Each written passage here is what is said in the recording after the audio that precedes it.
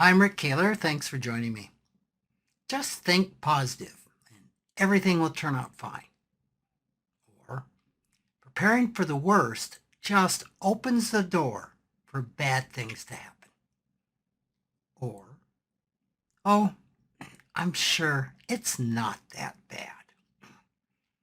Statements like these are examples of financial denial.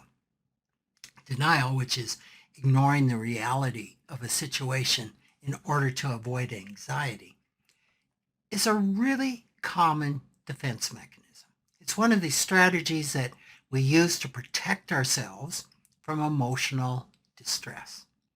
It can be useful in the short term to cushion a shock and allow us a little time to accept an overwhelming blow like sudden financial disaster. But in the longer term, denial can cause a lot of damage. Denial around money matters can result in serious financial harm. Why then do so many people live in denial or avoidance, especially when it comes to money? Because denial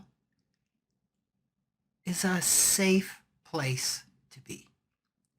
If we don't open the credit card statements, we don't have to think about how much we owe. If we don't question an investment advisor who promises too good to believe profits, we don't have to acknowledge that they might be taking advantage of us.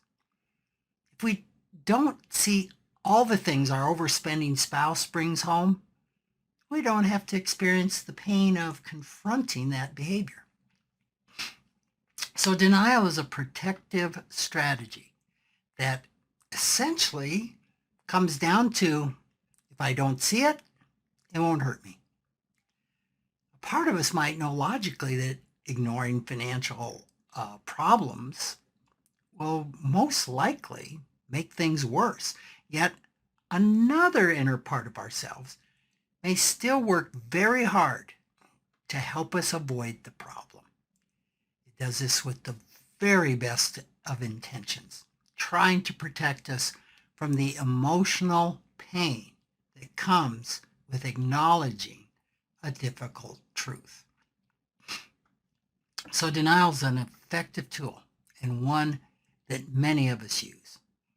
Among the findings of a recent survey of 2,000 adults in the U.S. was that 35% avoided looking at or paying their bills.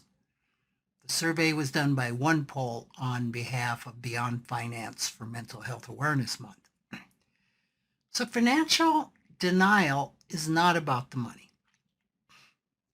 It's about avoiding emotional pain. There's often a great deal of shame around financial mistakes, a feeling that, I should have known better. Even financial setbacks that are not the result of any mistake or misjudgment can result in a sense of shame. Nor is financial denial always about negative financial circumstances. I've seen successful people who avoid acknowledging the truth that they're wealthy. Again, this is commonly about shame. Financial denial can contribute to money stress for couples as well as individuals. Ironically, if both partners are in denial, there's usually a lot less stress, at least in the short term.